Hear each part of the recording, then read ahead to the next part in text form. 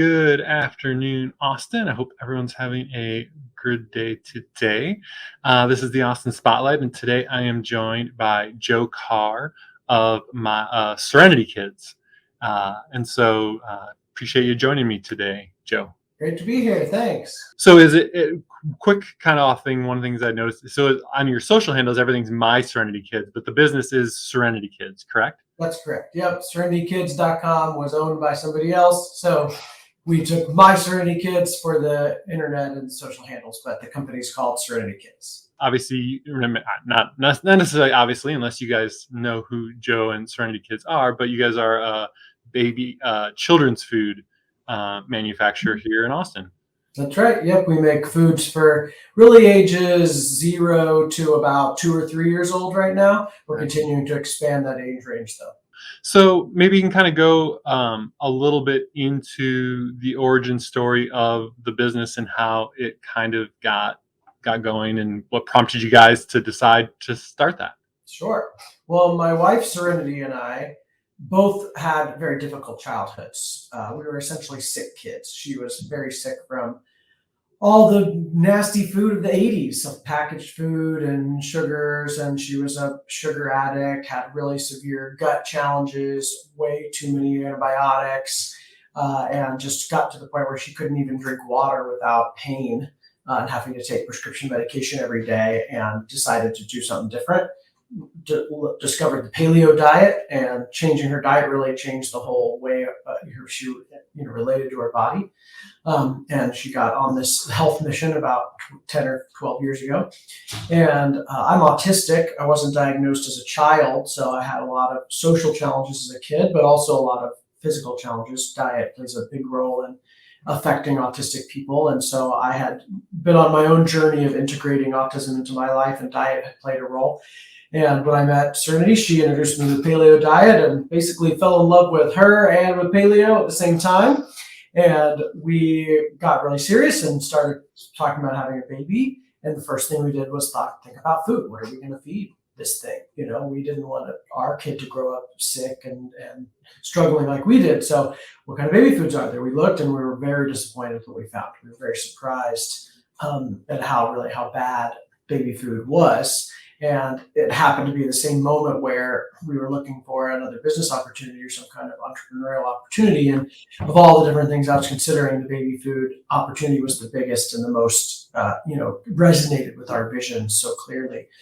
So we decided to jump into it, and never having run a food company before, not really having any idea what we were really getting into or how big it was going to get. Started making the foods in our kitchen, tested them on babies.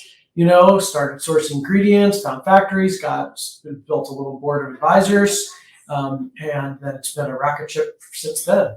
Yeah, it's one of those where when you find a career or a business that you have a big passion about, and obviously you guys had that from a food standpoint even prior to getting into the baby food space, but then having a kid. Most parents are pretty passionate about their kids, so that definitely increases that passion for wanting to do something that can have an impact on your child's life for sure.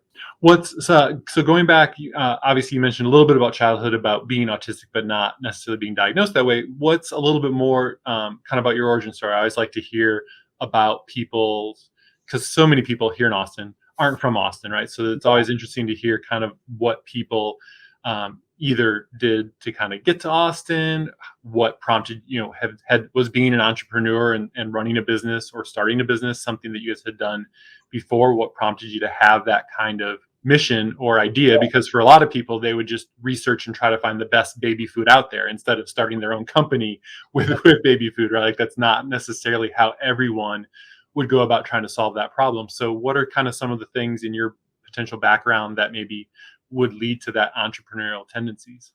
Yeah. So, I had a very big energy as a kid. I was really loud, really intense, took up a lot of space. And my mom discovered that the performing arts were my gift, that on stage, that big energy was great. In a classroom or a small friend group, not so great. The teachers, hated it. Other kids hated it. So I was bullied and excluded a lot. I was in trouble all the time. And but on stage I got to shine. And so became a professional actor as a child. I was doing little TV spots. I grew up in Kansas City, Missouri, so I was like one of the, if there was a part for a kid in Kansas City at that time, that was me, both on stage or behind the camera. And then in middle school, I was annoying this girl in English class one day, and instead of being mean to me, she turns around and she says, "You know what? I'm going to teach you how to be cool." And this girl is like one of the coolest, like most popular girls. And I was like, "I will do whatever you say." I'm so ready to be cool. And she and her friends taught me how to be cool. They told me what to do, and I learned the most important lesson of my life, which was that I can take feedback and become better. That I can grow myself. I'm not stuck being any certain way. And that started me on a personal growth path that opened my mind to all kinds of opportunities for growing more. In high school, I had a spiritual awakening where I realized I could also change the world in addition to changing myself. So I essentially became a social justice activist at about age 16. So got really involved in various activism causes. And given my difficult childhood, I came to the realization that I wanted to specifically change the world for kids, that I wanted to really create alternative education systems or parenting models, or in this case, food systems for children. And tried all different ways of that. I didn't want to work in the schools. I really don't like the schools much. I thought I was going to try to be one of like the good teachers in the school, but I tried that and it was like, no, the prison guards are in the prison. I can't deal with it.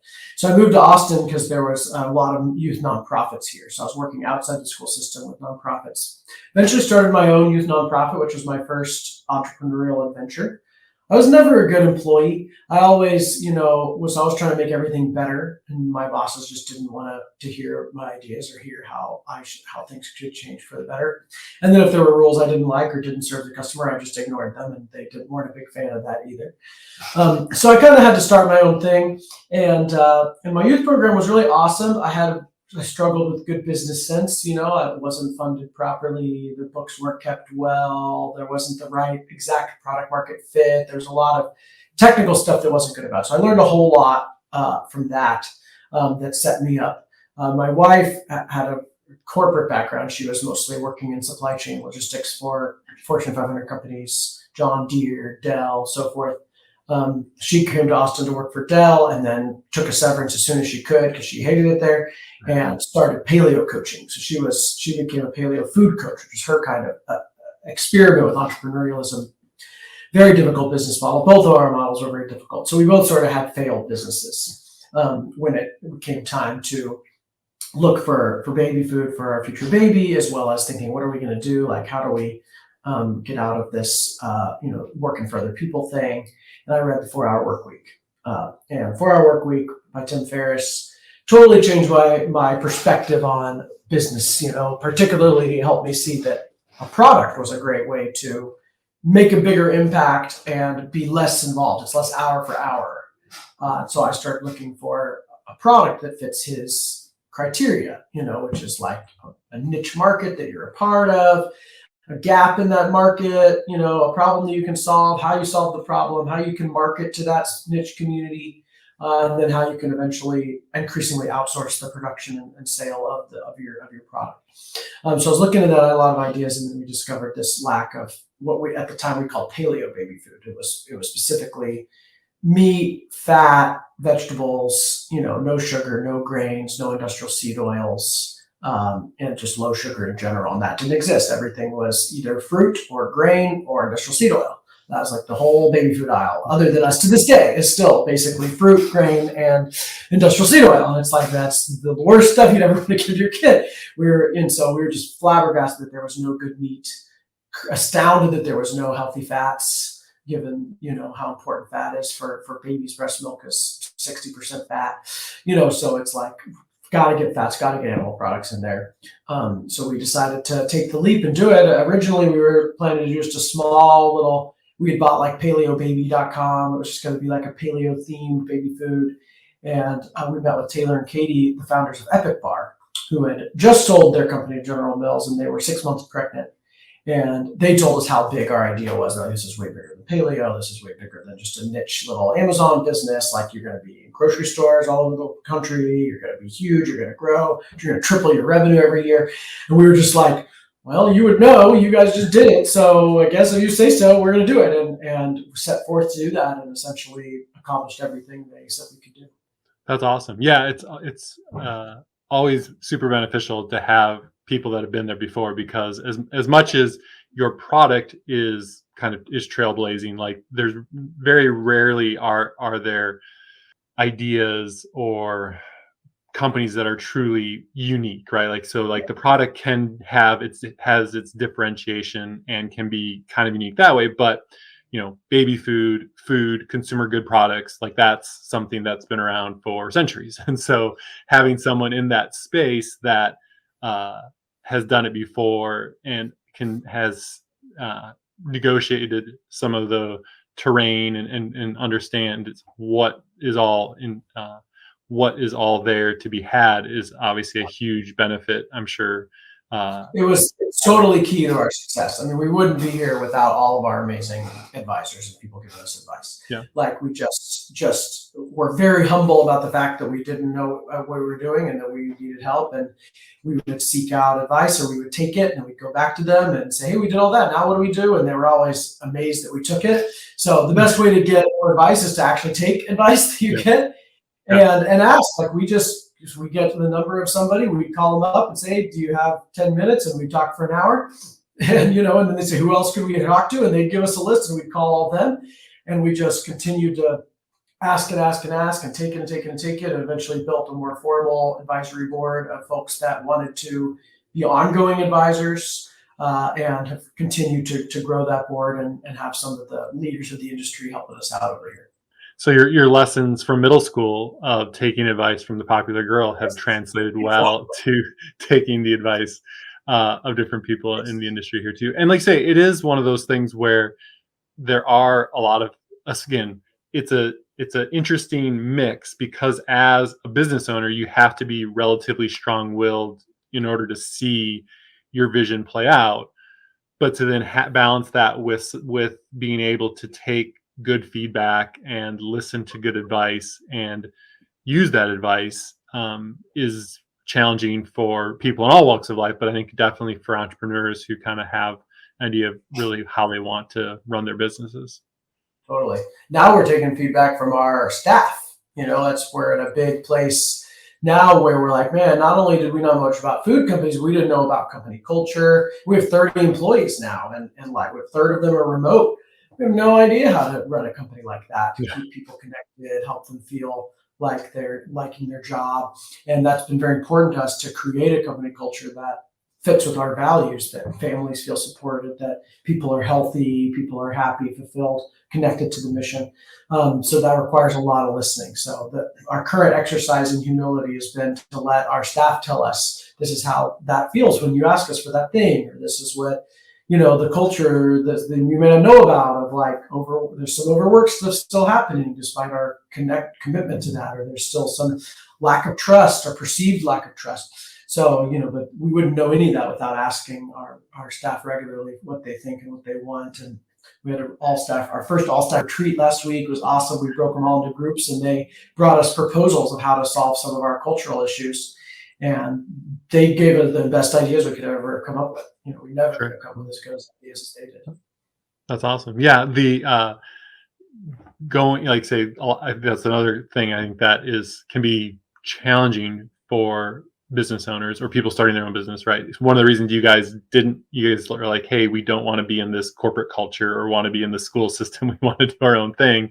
And then as you grow, not that you at least get to try to set the culture, or you have obviously more pull. You don't have a manager saying, no, we're not going to change it this way, even if you really feel like this is going to be best. But you go from having one manager who says this is how things are to now having 30 employees that you have to kind of, not that they get to tell you exactly how things are, but like you're not going to have a good company unless you can retain employees, which has been a huge struggle for so many companies over the last couple of years, especially. And I suppose, and again, not just now, but the other thing, after listening to the advisors and how to get things going, now you've had to probably do a lot of listening to the consumer as well to see where, um, how their feedback on products, on how they're getting the product, whether it's direct to consumer, whether it's in different storefronts, online, those kind of things. And so that's another tricky component. Now, instead of just 30 employees, you now have thousands and thousands, tens of thousands, hundreds of thousands, however many different customers that you kind of have to listen to as well. Yeah, no, it's huge. It's huge. It helps a lot that my wife and I were our target customer. So Mhm. we started off with the product that we wanted for us. We made sure there were other parents who wanted it. So we asked all our friends with kids, all our family members. We started very, very personal, very small. But it was clear, it was resonating a lot that everybody, either if they had a kid, they had looked for low sugar baby foods, couldn't find them. They looked for meat, couldn't find them. And so we started off very simply with that. The more we grow, the more different products we make, the bigger the risk is in trying something that may not resonate. So we do a lot of listening. We do a lot of surveying our current customers, surveying the market in general. We have all these really great grocery partners. So we're meeting with our grocery store, buyers and the people who make those decisions to really get a clear sense of our ongoing innovation. What are new products that they're looking for? What, should we use this word, this design or this design, like really getting technical, because so many of our consumers now are from the mainstream. We're in Walmart, we're in Target, we're in HEB, right? We're grown well outside of the Whole Foods co-op natural stores. We still do a lot of business in those, so the natural customer is still very important to us. But now we're in, Kroger nationally, Target, Walmart. So, we're moving into that a little more mainstream customer, and we don't know them quite as well. They're not as exactly like us. So requires a lot of using your data and taking feedback, figuring out how to consolidate that. So with the company, what was kind of the evolution of the product line for you guys? Obviously, starting off with, because right, there's a difference between 0 to 6 month old food and even 2-year-old food kind of stuff. And so obviously, if you still only stayed up to 2 years old, that does keep it in a smaller window at least. But how's that evolution kind of gone with the company? Sure. The largest segment of baby food is that, they start on solid foods right at about 6 months. And then they don't have any teeth, so they need purees. So the need for purees from that 6 month to 18-month time frame, before they have enough teeth, before they can really chew a lot, while they're getting used to foods, while their stomach's getting used to digesting food, purees are the main thing. So we started there. Nowadays, purees are all in these squeeze pouches. They used to be in little jars, and you can still get them in jars, but most baby food is now sold in these pouches with a little cap, little spout, so the baby can actually hold it and eat it themselves, or you can put it on a spoon. And they're shelf stable and really easy to use.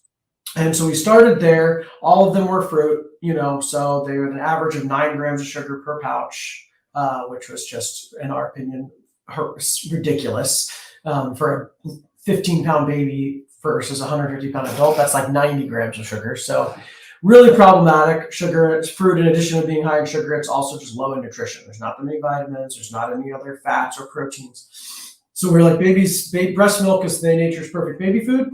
My wife did a ton of research on breast milk, determined that fat is really important, carbs, but what kind of carbs are important, and protein's important, and then animal products are important. Turns out, because breast milk's an animal product, babies are highly prone to digest other animal products, meat, dairy, eggs. And those foods also happen to be some of the most nutrient-dense foods on the planet. So if you're trying to pack in a lot of nutrition into every bite that you manage to get in there, starting with meat and vegetables and fats are key. So we made our first 3 pouches, we had a grass-fed beef with sweet potato and kale, free-range chicken with peas and carrots, and an uncured bacon with butternut squash and kale. So pasture-raised meats, organic vegetables. We added avocado or olive oil to boost the fat in there as well, and came out with those initially. They actually took us a long time to get them out. A lot of manufacturing challenges, but they eventually launched on the same day our baby was born. So we started the company, got pregnant, developed the products. They were supposed to launch way earlier. We were supposed to have them all done, but they kept getting delayed. Baby was early, products were late. Same day, August 5th, 2018, our little baby Della was born along with Serenity Kids. Products launched on our website. We started on the website with the 3 pouches. We had met with Target already. They'd already told us they were interested, but we needed more than 3. We needed 6. So we'd started developing a wild-caught salmon product and 3 veggie fat products that were vegetables plus fat. So no sugars or fruits, but still that good fat carb balance. Good thing we'd started on that, because Whole Foods called us a couple of months after we launched and said, we want to take you national in like 3 months. We've got a spot to fill. We need 5 pouches nationally. Can you do it? And we were like, yep, we'll find exactly.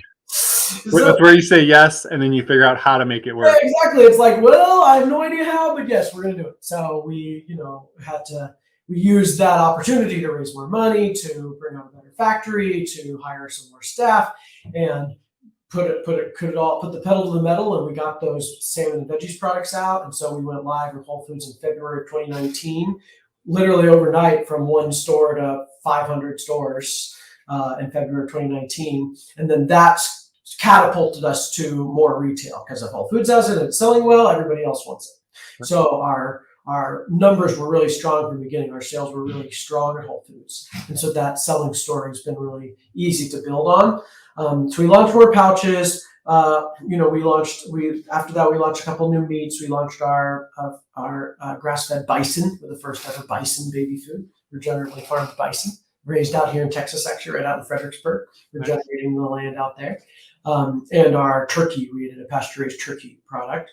Then we came out with our bone broth line. We did a line of more complex flavors for older palates. So, 6 months old want very simple foods. Every flavor is very rich. Mm-hmm. As they get to be 2, 3 years old, they're eating regular food. They want it to taste better. So to extend the age range, we, as well as to boost nutrition, we added bone broth and herbs and aromatics. So we have like our beef pot roast or our turkey bolognese, tuna chicken, things like that.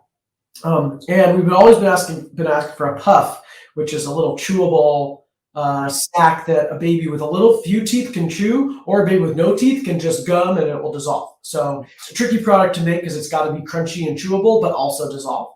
And they're all made out of rice. Everybody makes them out of rice, which is super high in arsenic. And of course, no nutrition. Rice is just empty calories. So we made ours completely grain-free out of cassava flour and dehydrated vegetables and dehydrated bone broth plus olive oil. So we had that fat, protein, vegetable combo in a puff. Also took a long time to get out because it was hard to make. But those launched last year and exploded. Like, people were so excited for those, really, really ready for them. There was this big crisis of heavy metals in baby food that came out right around that time. And the arsenic in rice puffs was one of the big focuses of that report on how much arsenic is in these rice puffs. And so our grain-free, heavy metal tested, clean label, project approved puff came out right after that, which is just fortunate timing for us. Sure. And we always wanted to make a formula, which Serenity struggled with breastfeeding, and Della weaned herself at 9 months old, and we had to turn to formulas, and again, terrible ingredients. The worst of them have, corn syrup and maltodextrin, industrial seed oils. Even the best of them still had some industrial seed oil and not good carbs. They almost all use non-fat milk. In fact, before us, we were the first whole milk formula that left the fat in the milk. So we came with our formula later last year as well. And right before, there's been all these crises with formula recalls, the ban on European formulas. So we've been able to position well there, and we truly have a formula that is more like breast milk than any other formula ever created. The amount of science into studying breast milk that went into creating that product is unprecedented. And our ingredients are truly, truly unique. And again, well timed for people needing formula, given the shortages and the ban on European heavy metals or European formulas. And we're working on lots of others. We're working on more pouches. We're working on We've been adding herbs into things. We just released a new pouch line that has more herbs in it. So grass-fed beef with thyme, free-range chicken and rosemary, things like that. And then we're working on more segments and, to keep aging it up along with our daughter. Got to keep her fed, so you might as well help keep other people's kids fed as well too. Got a permanent taste tester right there. Yeah. So do you think, like, as far as the poor quality in most baby foods, do you think that's a product of, obviously, if you're new to the market, a lot of the baby foods that are out there have been around for a lot longer time frame. And so is it just something where the understanding, or, again, nutrition in the last 10 years has changed dramatically, just everywhere, adults, for everyone, right? So like a lot of these baby food companies and food companies in general have been around for such a long time frame that, when they first came around, having just clean, safe, healthy foods was revolutionary versus having food that's spoiled all the time. Compare that to versus also, obviously, some of these companies being a lot larger, like, I'm sure it's more challenging to produce on large scales with the types of ingredients and quality that you guys produce as well too. Yeah.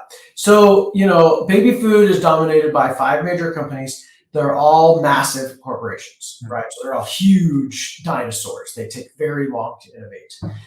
So they they purchased all these baby food companies, so Nestle owns bought Gerber, Danone, this large natural food company, bought Happy Baby, Campbell bought Plum, and so forth. So entrepreneurs like my wife and I 10, 15 years ago started these baby food companies as better alternatives based on the science they had at the time. So we've got the low fat movement, of the 80s that trickled down to baby. So they took the fat out because fat was perceived to be unhealthy. And then we have the demonization of meat in the natural food space. This idea that meat is somehow not good for you or not good for the planet, which is all not true, but that was that idea at the time. And so this kind of filtered down to the baby aisle, where we end up with these, fruit purees that are very easy to get babies to eat because they taste great because they're full of fruit.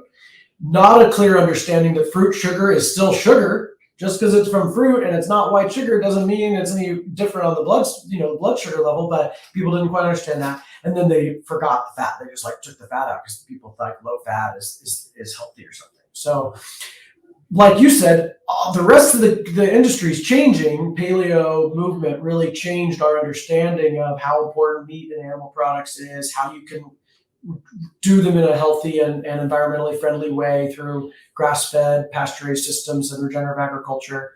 And that the right fat is key. The bad fats, the industrial seed oil fats for sure, are nasty, but the right fat is really important, particularly saturated fats. Having been demonized, the industrial seed oils were like, these are heart-healthy fats, which are actually pretty essentially carcinogenic. Whereas the animal fats we've been eating for thousands of years are the best fats. So, that understanding had happened other places that just hadn't made it to baby. It's very hard to innovate in baby because it's dominated by these huge companies. So the barrier entry is very high.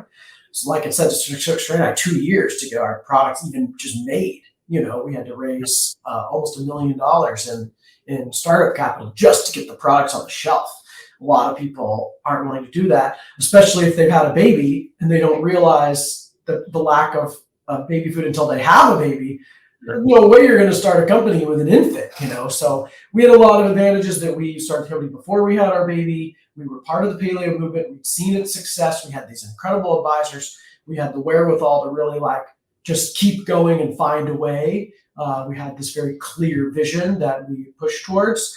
And now we're making in very large scale. I mean, it's not true that you can't make it at this large scale. We're in over 6,000 grocery stores nationwide. We're using millions of pounds of vegetables, millions of pounds of regeneratively farmed meat every year. So, for sure it can be scaled. We had to charge more, we had to charge double what the others were charging. So you're paying $1.69 for a fruit puree or $3.99 for meat and veggie puree, which the stores were uncomfortable with that idea. They're like, because people are going to pay that. And of course they did. They saw the difference. They saw that meat and veggies are a different price than fruit.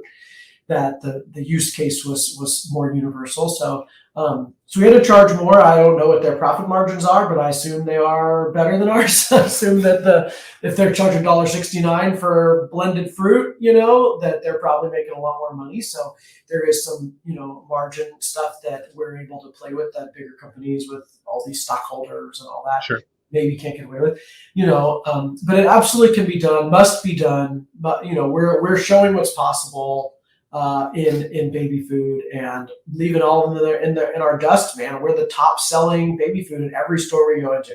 So we're the top selling baby food in the entire natural food space. We're the top selling in Kroger. We're on our way up in Walmart and Target. Gerber's the only one ahead of us, and they have 3/4 of the aisle, our little one shelf for their entire aisle. And we're selling, faster than any of them. We're 3 years in, we're brand new still. No, so many people haven't even heard about us.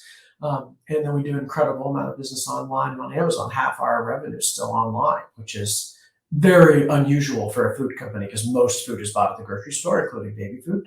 Only about 10% of baby food is bought online at all, and 50% of our baby food is bought online. So there's an immense amount of growth in grocery that we still have to look forward to, and no reason that the bigger companies can't follow suit and then start to include meat, start to include fat, lower the sugar.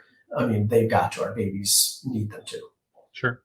And again, right, the market, again, as larger corporations, it's one of those things where sometimes they need a push from a bottom line standpoint more so than from a ideological standpoint. And so again, the more and more you guys are able to eat into their market share, the more and more that'll be like, okay, hey, we need to make a change to stay competitive in the market place that way. Exactly. Yeah. What so is there, what's on the horizon other than, so sounds like the main thing on the horizon is probably kind of starting to age up again as your daughter ages up as well too. What are kind of the big things happening for Serenity Kids over the next 12, 24 months? Yeah, so innovation wise, we're continuing to innovate in pouches. We haven't reached our maximum number of pouches yet. Most of our competitors have 30-ish pouches on the aisle. We have, anywhere from 8 to 10, depending on the store. So continuing to create more so we can take up more space there. We are looking at the other segments on the aisle, the other, form factors that age up a little bit and meet some different needs. So we're working on deciding the next one of those that will launch probably sometime next year. But this year for us is really a lot of what I call roots growing. Our branches grew a lot last year. We launched all these new products. Our revenue almost tripled. We doubled our staff. We opened an office. We built this whole remote team all during COVID. And we started to feel that topple effect. Like I said, our staff started to feel like the pressure. And so this year it's like, okay, let's launch not quite as many products. We're still going to double in revenue, but we've got to stop burning cash. We've got to become more profitable. So we're trying to cut our burn in half this year while doubling the revenue. So that's tricky in and of itself to grow more but spend less. And culture.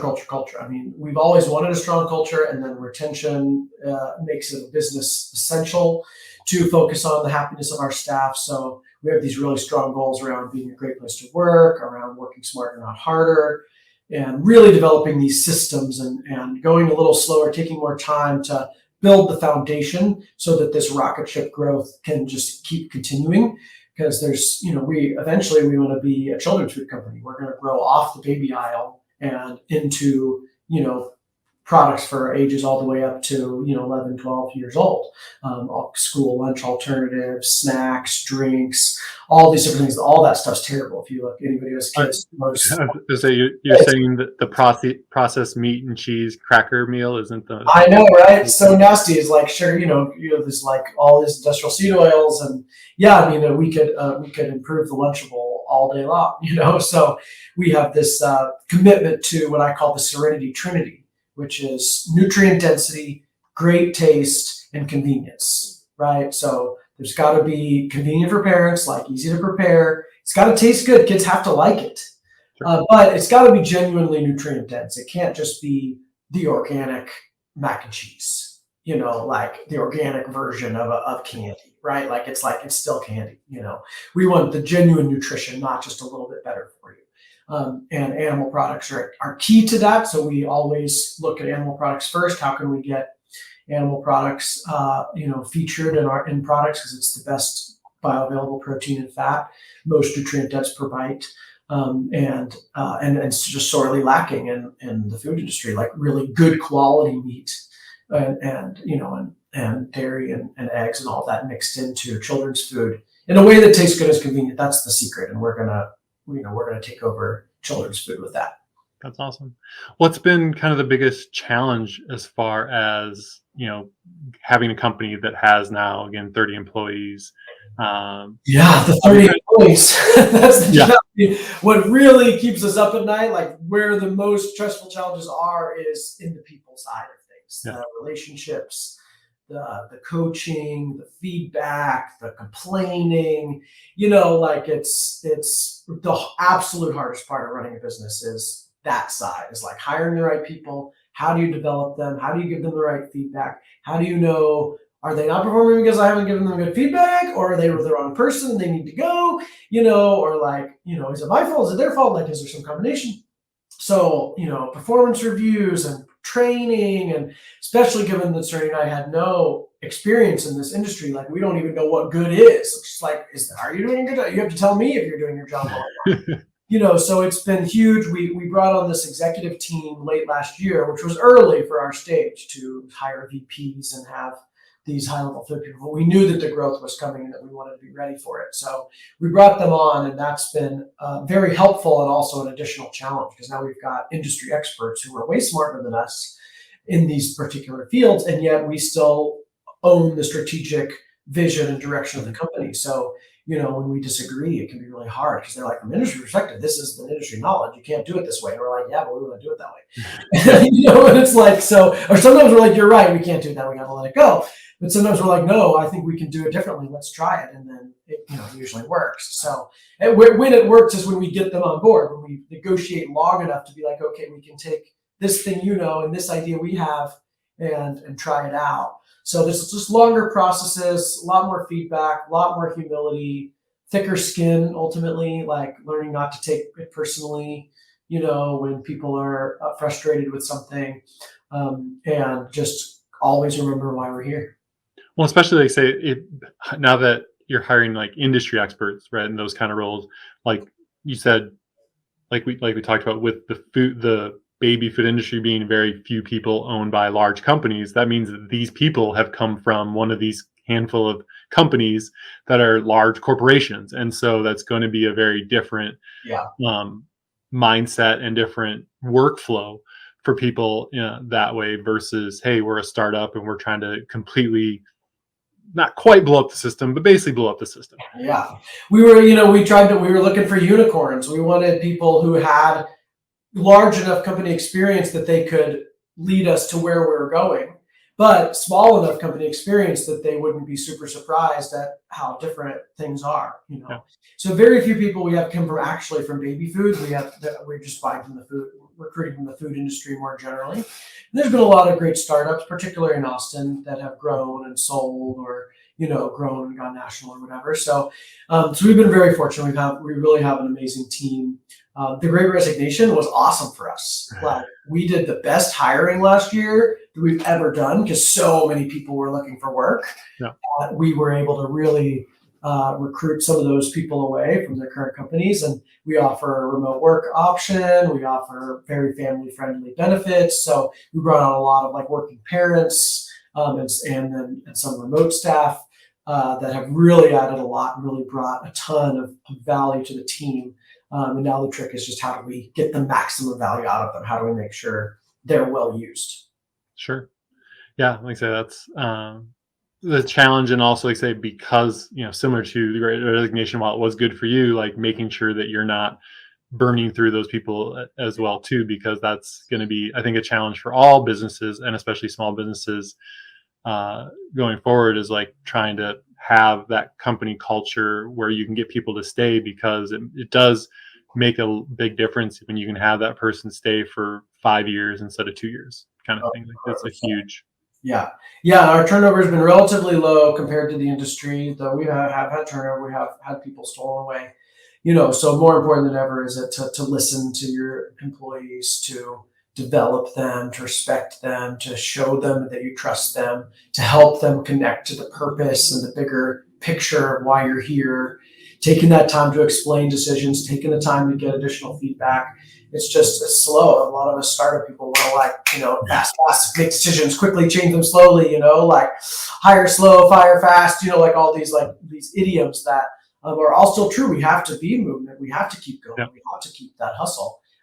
And sacrificing process for that does more harm than good. I've learned when I try to push through a decision I think is really important, no matter how important that decision was, the wreckage it causes by not getting people's feedback is, even if the decision was going to be the same. Even if it was the right decision, not getting your buy-in makes it. I just taking the time to listen to them, to hear their feedback on it, to make sure they're enrolled, to understand the outcomes, to have them share in the decision so that it's not just me. If there is a risk we're taking it as a group. So if there is a fallout that affects them, they at least know that they had an opportunity to prepare for that versus if I do something unilaterally and then they have to clean up the mess. I'm sure we've all had situations at work where we're cleaning up our boss's mess and just nobody likes that. Sure. And or even just understanding why. Like sometimes you don't get their buy-in because they just really don't think that's the right decision. But if you can say, here's why we're doing it. I mean, we'd love to have your buy-in, but we're going to do this regardless versus just unilaterally having this, Oz character behind the curtain that's doing stuff that no one understands why it's being done at all. It makes it harder, regardless. And then at that point you wonder what's going on. Yeah. There are a lot of parallels to parenting in that regard. Parenting a toddler, it's very similar. Got to take the time to explain, even though they may not agree or they may not like it, like taking that time to explain why helps them understand and trust and, but letting her be free where she can, but then setting boundaries where I have to. Like that's my job as a parent, also as a founder. We won't pretend that you just called your employees toddlers, but they act that way sometimes. So for people that are want to find out more about you guys, first off, you mentioned you guys are in about 6,000 grocery stores now. Kind of where are the places, physical locations where people can find your guys' food products? Yeah, you can get us in any natural food store. So nationally, Whole Foods, Natural Grocers, Sprouts, co-ops, right? So they'll have a larger selection. We are in most mainstream stores as well. So Walmart, Target, Kroger, locally, H-E-B, places like that. Our website, of course, has the biggest selection. We got everything there. MySerenityKids.com. We also have really great subscription option on there, so you can get really great prices if you subscribe and have it auto shipped to you. And then on Amazon, everything we sell is on Amazon, so you can just search Serenity Kids Baby Food on Amazon as well. Most other online grocery stores, well, like Thrive Market and Vitacost and places like that, also have us. Very nice. Cool. Well, I appreciate you taking the time to jump on and talk a little bit about it. Kind of an interesting way that we initially connected a couple of years ago in that regard, as you guys were really kind of getting going. So it's been cool to kind of catch up again, and awesome to see your guys' continued success and growth. It's really cool. Yeah, I really appreciate it. The Austin community has been massively important to our success. Like just the attitude here, the personalities, and the startup mentality, the willingness to go outside the box, try new things. Couldn't ask for a better place to be running a business. So we're all very fortunate. And on top of the website, like you can find them, the My Serenity Kids, on pretty much all the different social channels. TikTok, all those places. All the great places. Yeah. Awesome. Cool. Well, again, appreciate you taking the time, and hope you have a wonderful day. You too. Thanks, Troy.